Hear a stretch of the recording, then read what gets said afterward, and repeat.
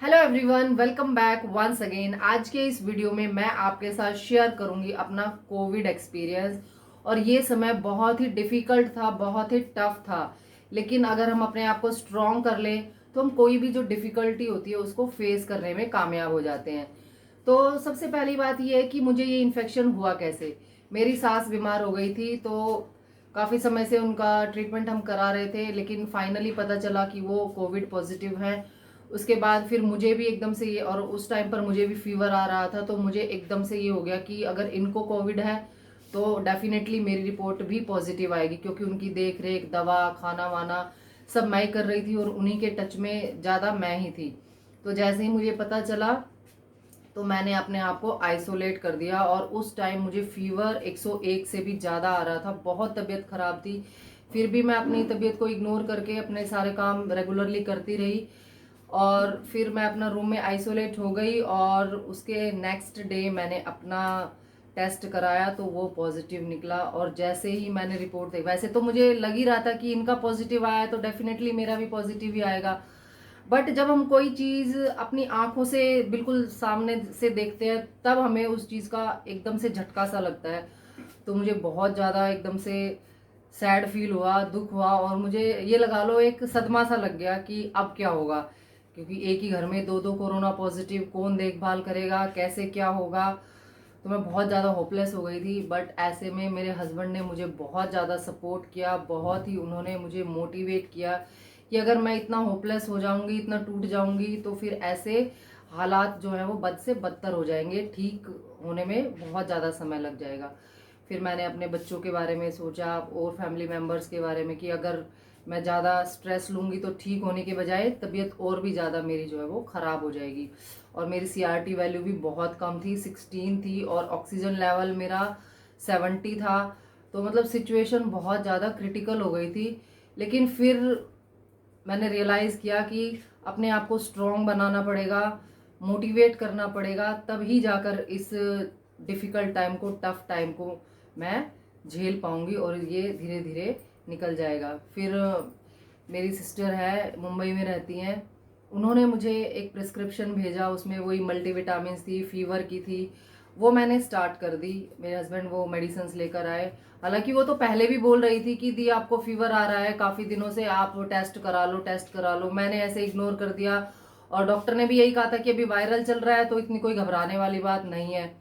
फिर वो प्रिस्क्रिप्शन ये लेकर आए, वो मेडिसिन मैंने स्टार्ट कर दी। स्टार्टिंग के 4 से 5 दिन तो ये लगा लो इतनी ज़्यादा हालत ख़राब थी, इतना फीवर कि फीवर बिल्कुल कम ही ना हो, और इतनी ज़्यादा बेचैनी, इतनी ज़्यादा घबराहट, समझ में ही नहीं आया कि क्या किया जाए क्या नहीं। और उस वक्त ना कुछ खाया जाए, सिर्फ मैंने 3 या 4 दिन तो ये लगा लो कि नारियल पानी और जो ORS का घोल होता है उसी के सहारे मैंने अपना टाइम काटा, क्योंकि कुछ फीवर में कुछ इंसान खा ही नहीं सकता है। फिर जब 7 दिन हो गए थे मुझे ये दवाई लेते लेते, जब मुझे थोड़ा सा रिलीफ मिला, उसके बाद मैंने थोड़ा थोड़ा खाना स्टार्ट किया।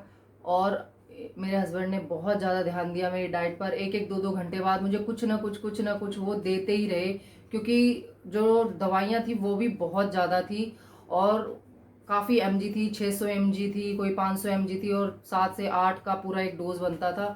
तो उनको भी मतलब अगर कोई चीज़ अपना इफेक्ट दिखाएगी, रिस्पॉन्स देगी, वो तभी तो देगी जब हम अपना कुछ डाइट में लेंगे। अगर डाइट ही नहीं लेंगे तो कैसे ठीक होंगे।